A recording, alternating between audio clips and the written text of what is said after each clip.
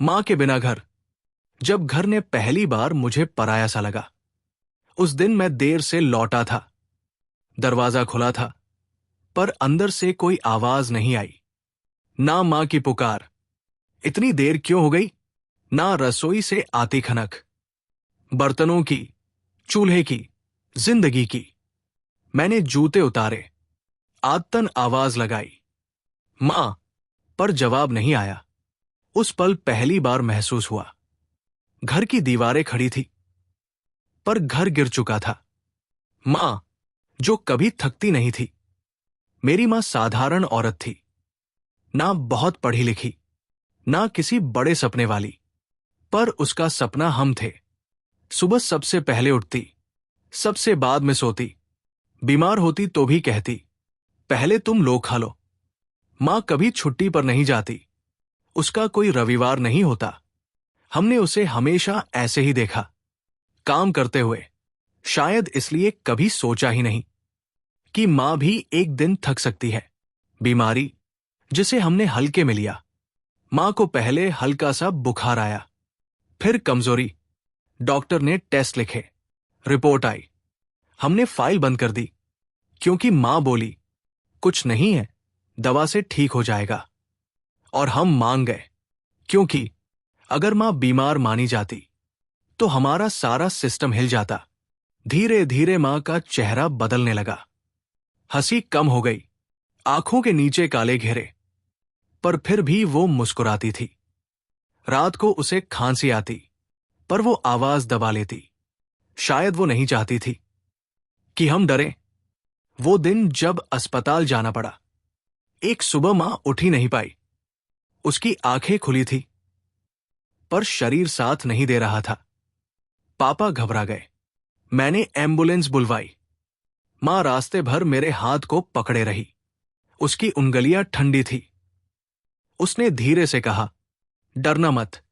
उस वक्त मुझे नहीं पता था कि डर क्या होता है। अस्पताल एक अजीब जगह होती है। यहां उम्मीद और डर एक ही कमरे में रहते हैं। डॉक्टर आते जाते रहे, फाइलें बदली, इंजेक्शन लगे। मां चुपचाप लेटी रही। कभी कभी मेरी तरफ देखती और हल्की सी मुस्कान दे देती, जैसे कह रही हो, मैं यही हूं। वो आखिरी बातचीत। रात गहरी हो चुकी थी। कमरे में सिर्फ मशीनों की आवाज थी। मां ने मेरा हाथ पकड़ा। उसकी आवाज बहुत धीमी थी, घर का ध्यान रखना। मैं हंस दिया, आप ठीक होकर चलेंगी, फिर देखना। मां ने कुछ नहीं कहा, बस मेरी तरफ देखा। उस नजर में एक अजीब सा सुकून था। सुबह के 3 बजे एक अजीब सी हलचल हुई। डॉक्टर दौड़ते हुए आए। नर्स ने मशीनें देखी। मैं दरवाजे के बाहर खड़ा रहा। फिर डॉक्टर बाहर आए। उनकी आंखें झुकी हुई थी। उन्होंने कुछ कहा, पर शब्द मेरे कानों तक पहुंच ही नहीं पाए। बस इतना समझ आया, मां चली गई। मां के जाने की खामोशी। उस पल कोई रो नहीं रहा था। शायद सब समझ नहीं पा रहे थे कि हुआ क्या है। फिर अचानक बहन चिल्लाई। पापा जमीन पर बैठ गए, और मैं वही खड़ा रहा, जैसे किसी ने मेरे अंदर से आवाज छीन ली हो। मां को सफेद कपड़े में लपेटा गया। उसका चेहरा शांत था, जैसे बस सो रही हो। जब उसे चिता पर लिटाया गया, मेरा दिल कांप गया। जब आग जली, तो ऐसा लगा मेरे बचपन की सारी यादें एक साथ जल रही है। मां के बिना पहली रात। घर लौटे, सब थके थे, पर नींद किसी को नहीं आई। रात बहुत लंबी थी।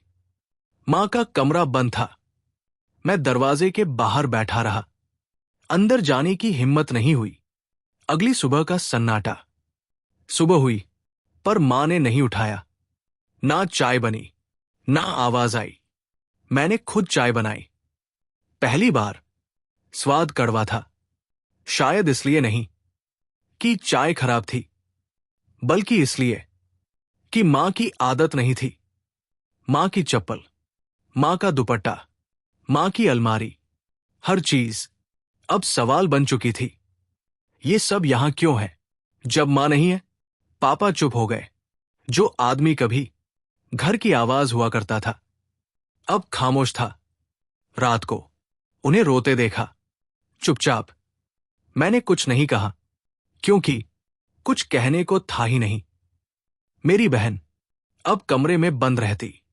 पहले वो मां से हर बात करती थी, अब बातें डायरी में उतरने लगी। मां होती तो सब संभाल लेती। पहली दिवाली आई, दिए जलाए, पर घर अंधेरा लगा। मां के हाथ की मिठाई नहीं थी, मां की हंसी नहीं थी। त्योहार अब बस तारीख बन गए। मां डांटती थी, पर डांट में भी अपनापन था। अब कोई डांटता नहीं। और ये आजादी अजीब सी लगती है। 1 साल बाद मां को गए 1 साल हो गया। घर अब भी खड़ा है, हम अब भी साथ हैं, पर कुछ नहीं पहले जैसा। हमने जीना सीख लिया है, पर मुस्कुराना नहीं। घर के कोने में मां की तस्वीर है। कभी कभी मैं उससे बातें करता हूं। शायद वो सुनती हो, या शायद मुझे सुनने की जरूरत होती है। पहले घर सुकून की जगह था, अब घर यादों का बोझ है। मां के बिना घर और मकान में कोई फर्क नहीं। मां चली जाती है, पर उसकी जगह कोई नहीं ले सकता। मां के बिना घर अधूरा रहता है, और शायद मां के बिना घर कभी पूरा नहीं होता। यही आखिरी सच है।